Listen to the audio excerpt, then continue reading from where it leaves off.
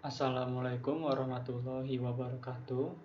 Perkenalkan, nama saya Yusra Alauddin Gani dari IF 4201 dengan NIM 130118417. Di sini saya akan menjelaskan materi tentang dynamic programming yang dimana tugas ini untuk memenuhi tugas besar mata kuliah DAA. Apa sih pemrograman dinamis itu? Pemrograman dinamis adalah metode pemecahan masalah dengan cara menguraikan solusi menjadi sekumpulan langkah atau tahapan, sedemikian sehingga solusi dari persoalan dapat dipandang dari serangkaian keputusan yang saling berkaitan. Penyelesaian persoalan dengan menggunakan dynamic programming itu ada 3. Yang pertama, terdapat sejumlah berhingga pilihan yang mungkin. Yang kedua, solusi pada setiap tahap dibangun dari hasil solusi sebelumnya. Jadi semisal kita memiliki 3 tahap.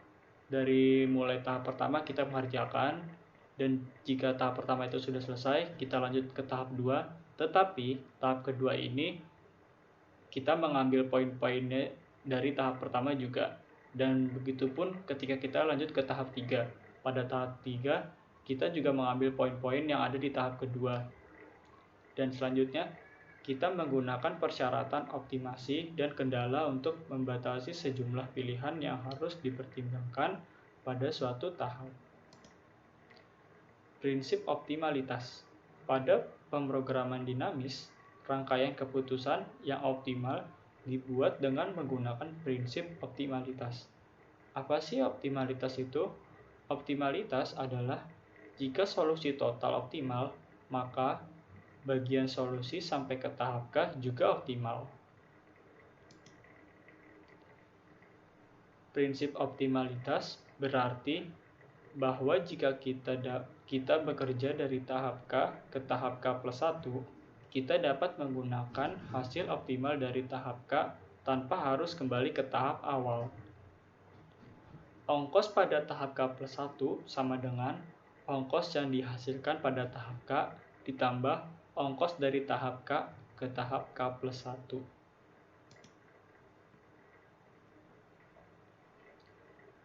Dan ini adalah kelebihan dan kekurangan dari dynamic programming itu.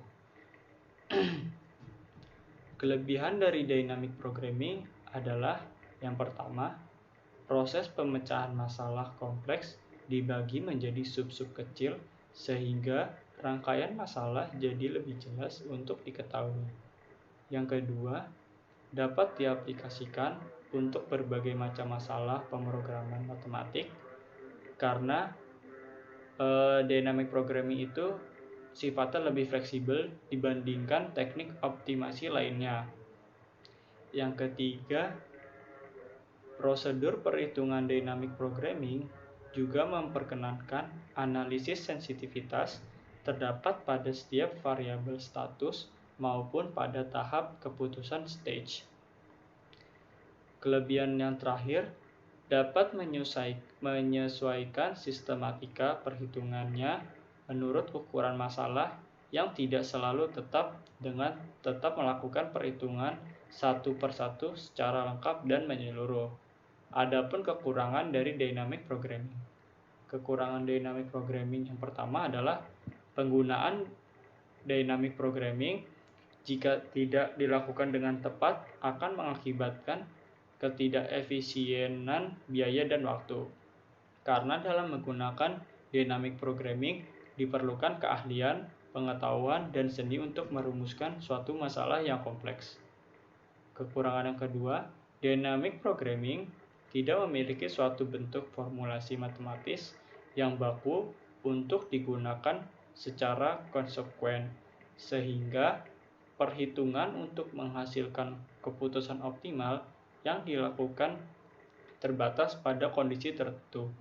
Kekurangan yang terakhir adalah peningkatan variabel keadaan yang digunakan dalam perhitungan dynamic programming akan menambah beban komputer serta menambah lama waktu perhitungan.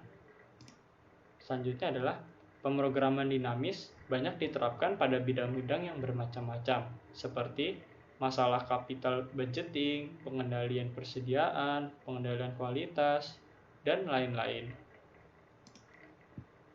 Dalam pemrograman dinamis pun ada 3 hal yang perlu kita ketahui, yaitu pertama stage, tahapan dari persoalan yang dihadapi dan ingin dicari solusinya.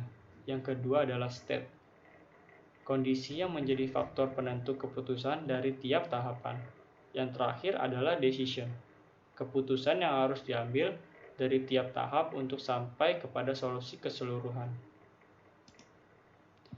Yang terakhir adalah karakteristik persoalan programan dinamis. Persoalan dapat dibagi menjadi beberapa tahap, yang pada masing-masing stage diperlukan adanya suatu keputusan. Masing-masing stage terdiri atas sejumlah state yang berhubungan dengan stage yang bersangkutan. Jumlah state bisa terbatas, bisa pula tidak terbatas. Hasil dari keputusan yang diambil di tiap stage ditransformasikan dari state yang bersangkutan ke state berikutnya pada stage berikutnya pula. Keputusan terbaik pada suatu stage bersifat independen terhadap keputusan yang dilakukan pada stage sebelumnya.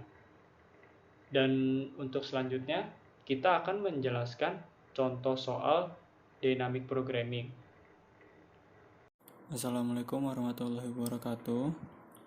Perkenalkan, nama saya Yusra Alauddin Gani dengan NIM 13011184217. Di sini saya akan menjelaskan salah satu contoh soal dari pemrograman dinamis. Di sini saya menggunakan metode mundur, yang dimana soalnya adalah di sebuah daerah terdapat 7 kota dengan jarak yang ada di atas, yaitu dari kota 1 ke kota 2 itu jaraknya 5, kota 1 ke kota 3 jarak 9, kota 1 ke kota 4 jaraknya 8, dan seterusnya. Seorang kurir ingin mengantarkan barang dari kota 1 ke kota 7 dengan rute terpendek. Yang kita misalkan, X4 sama dengan 7, yaitu F4 X4 sama dengan 7 sama dengan 0. Simpul 7 dapat dicapai melalui simpul 5 dan 6, di mana setiap rute hanya memiliki satu rute yang saling menghubungkan.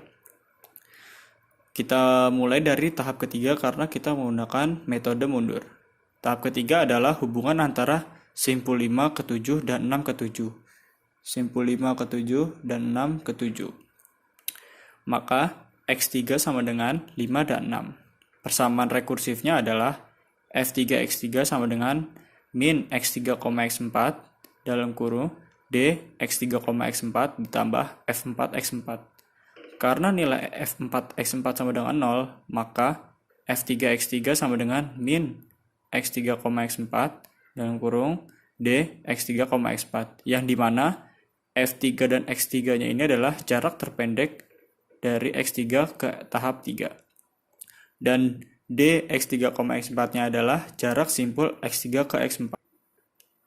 Dan kita dapat membuat seperti ini. D X3, X4, X3-nya adalah kotanya, kota 5 dan kota 6, dan X4 sama dengan 7 adalah ingin ke kota 7 dengan jarak dari kota 5 ke kota 7 jaraknya 8, dari kota 6 ke kota 7 jaraknya 9. Dan solusi optimalnya adalah F3 X3-nya adalah 8 dan 9, X4-nya 7. Karena kolom kedua hanya memiliki satu nilai, maka entry kolom kedua dan ketiga sama, sehingga jarak terpendek simpul ke 5 ke 7 dan 6 ke 7 adalah 8 dan 9. Simpul 5 dan 6 sama-sama memiliki jarak 7, maka X4 sama dengan 7. Dan selanjutnya adalah tahap kedua. Pada tahap 3 tadi, kita mempunyai nilai X3 sama dengan 5 dan X3 sama dengan 6, yang ini dan yang ini. Dari gambar yang ini, kita dapat melihat bahwa simpul 5 dan simpul 6 ini dapat dicapai dengan melalui simpul 2, 3, dan 4. Di mana-mana masing-masing rute mempunyai satu rute dengan jarak yang berbeda yang saling menghubungkan. Keadaan pada tahap 2 ini adalah hubungan antara simpul ke-5 dengan simpul 234 dan simpul ke-6 dengan simpul 234, sehingga dapat ditentukan nilai X2 sama dengan 234. Dan pada tahap 2 ini persamaan rekursifnya adalah F2 X2 sama dengan min X2, X3 D X2, X3 ditambah F3 X3. Yang dimana F2 X2 ini adalah jarak terpendek ke simpul X2 pada tahap 2. Dan Dx2, X3 ini adalah jarak dari simpul X2 ke simpul X3. Maka dapat kita buat Dx2, X3 ditambah F3 X3. X2-nya adalah dari kota 2, 3, 4 yang ingin menuju ke kota 5 dan 6. Yang dimana 10 ditambah 8 sama dengan 18, 4 ditambah 8 sama dengan 12, 9 ditambah 8 sama dengan 17. Angka-angka ini didapat dari sini.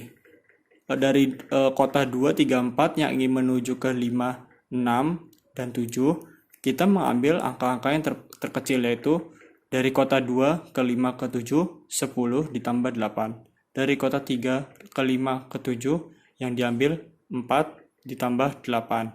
Dan dari kota 4, 6, 7 yang diambil 9 ditambah 8. Hasilnya 17. Dan bagian yang ini adalah bagian di mana dari kota 2, 3, 4 melewati 6 dan 7, yaitu 17 ditambah 9 sama dengan 26, 10 tambah 9 sama dengan 19, 9 ditambah 9 sama dengan 18, yaitu dari 2 ke 6 ke 7, 17 ditambah 9, dari 3 ke 6 ke 7, 10 ditambah 9, dari 4 ke 6 ke 7, yaitu 9 ditambah 9.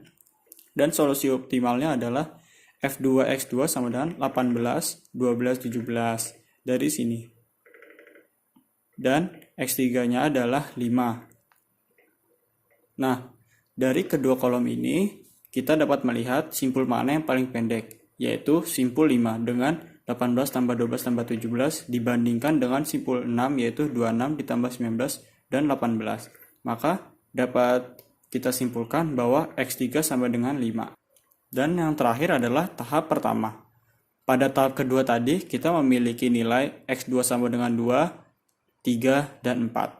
Dapat dilihat bahwa simpul 2, 3, dan 4 dapat dicapai melalui simpul 1, di mana masing-masing rute mempunyai satu rute dengan jarak yang berbeda yang saling menghubungkan.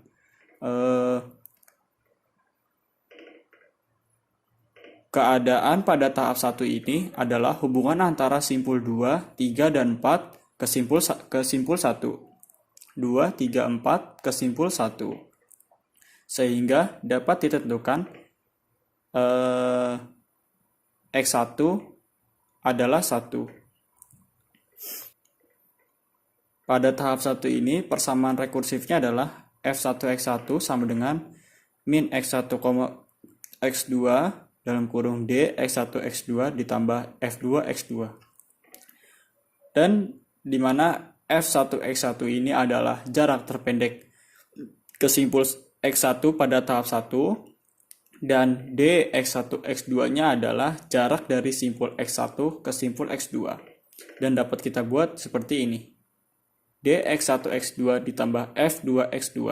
X1-nya adalah 1, X2 sama dengan 2-nya adalah 23 karena dari dan X2 sama dengan 2-nya adalah 23. Angka 23 ini diambil dari jarak 1 ke ke rute 7 yang melewati kota 2 dan dengan rute terpendek, yaitu 5 ditambah 10 ditambah 8. Dan X2 sama dengan 3, yaitu 21.